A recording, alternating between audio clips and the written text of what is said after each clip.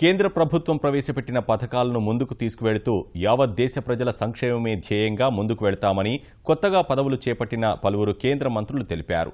తమకు కొత్త బాధ్యతలు అప్పగించిన ప్రధాని మోదీకి ధన్యవాదాలు తెలిపిన కొత్త మంత్రులు ఆయన ఆలోచనలకు అనుగుణంగా పనిచేస్తామని తెలిపారు. అటు తమ అభిమాన నేతలకు కేంద్ర మంత్రి పదవులు దక్కడంతో వారి అభిమానుల సంబరాలు అంబరాన్నంటాయి.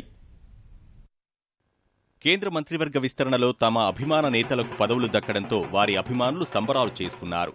కేంద్ర మంత్రిగా బాధ్యతలు చేపట్టిన అప్నాదళ్ నాయకురాలు అనుప్రియా పటేల్ అభిమానులు ఉత్తరప్రదేశ్లోని వారణాసిలో వేడుకలు చేసుకున్నారు.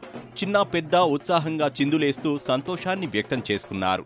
కార్యకర్తలు తమ తండ్రి సోనేవాల్ చేసిన కృషి ఫలితంగానే ఇన్నాళ్లకు తమ పార్టీకి కేంద్ర మంత్రివర్గంలో స్థానం దక్కిందని మంత్రిగా ప్రమాణం చేసిన అనుప్రియా పటేల్ అన్నారు.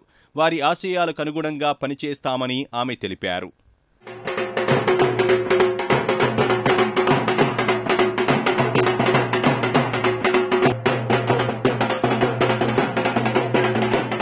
मेरे पिता के जीवन भर के परिश्रम का ही ये फल है जो आज अपना दल को इतना बड़ा सम्मान मिला है. पूरे अपना दल परिवार में उत्साह है. माननीय प्रधानमंत्री जी ने आज हमारी पार्टी को एक बहुत बड़ा सम्मान दिया है. डॉक्टर सोनेलाल पटेल के मिशन को आगे बढ़ाने का काम मैं डॉक्टर साहब के निधन के बाद से लेकर आज तक कर रही हूँ, आगे भी करती रहूंगी.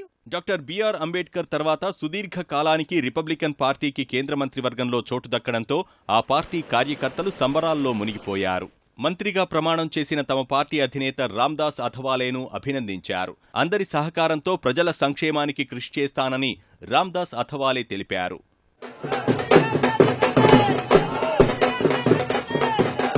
रिपब्लिकन पार्टी को बहुत सालों के बाद बाबा साहब अम्बेडकर जी पंडित जवाहरलाल नेहरू के मंत्रिमंडल में थे.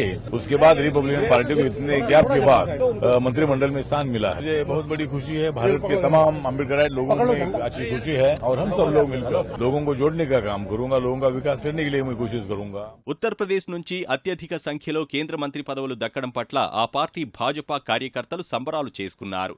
12 ఏళ్ల తర్వాత మంత్రి పదవి దక్కించుకున్న మధ్యప్రదేశ్ భాజపా నేత ఫగన్ సింగ్ కులస్తేను పలువురు అభినందించారు. కేంద్ర ప్రభుత్వ సంక్షేమ పథకాలను ప్రజల్లోకి మరింత విస్తృతంగా తీసుకువెళ్లడమే లక్ష్యంగా పనిచేస్తానని కులస్తే తెలిపారు.